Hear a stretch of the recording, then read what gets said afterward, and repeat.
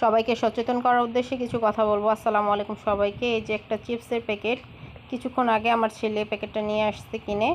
তো আমি একটা ভিডিও দেখছিলাম চিপস নাকি আগুনে পড়ে, তো আমি বিশ্বাস করি নাই তখন। তো আজকে নিজের চোখে আমি দেখতে চাই, তার জন্য আমি একটা চিপসে জাস্ট একটুখানি আগুন লাগাতেই দেখেন অবস্থাটা, আমি জাস্ট দেখে অবাক। আমি এতটা অবাক হয়েছি, বিশ্বাস করার মতো না যে আগুন এইভাবে লাগছে চিপসের মধ্যে। মানে একটা পলিথিনের মধ্যে বা প্লাস্টিক জাতীয় কিছুর মধ্যে আগুন লাগাইলে যেরকমভাবে আগুনটা জ্বলে, চিপসের মধ্যে আগুন জ্বলতেছে ওইরকমভাবে। মানে দেখেন, আমি একের উপরে একটার পর একটা চিপস দিতেছি, তাও আগুনটা মানে কী রকমভাবে জ্বলতেছে। আমি জাস্ট অবাক হয়ে দেখতেছি আর ভাবতেছি যে আল্লাহ, আমি কি খাওয়াইতেছি আমার ছেলেকে, আর কি খাইতেছে। এই জন্যই ওর মুখে রুচি নাই, ভাত খাইতে চায় না, এই জন্য শরীরের এই অবস্থা। একটা ছোট বাচ্চা, তার শরীরের ভিতরে সব কিছু কী পরিমাণে ক্ষতি করে এই চিপস বলেন, জুস বলেন বা যাই হোক।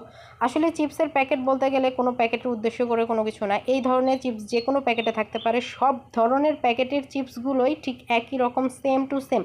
কোনো চিপস বাচ্চাদের খাওয়ানো যাবে না, এটাই হচ্ছে সবথেকে বড় কথা।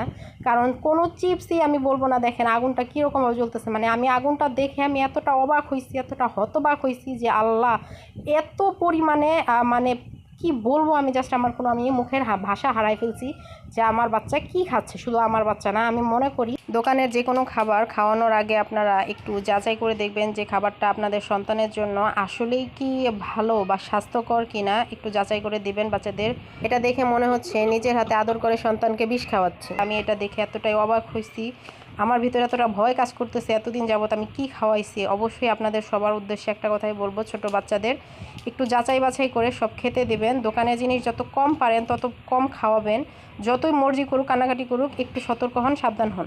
এই ভিডিওটা যত পারেন শেয়ার করে দেন, যাতে মানুষ দেখে সাবধান আর সতর্ক হতে পারে।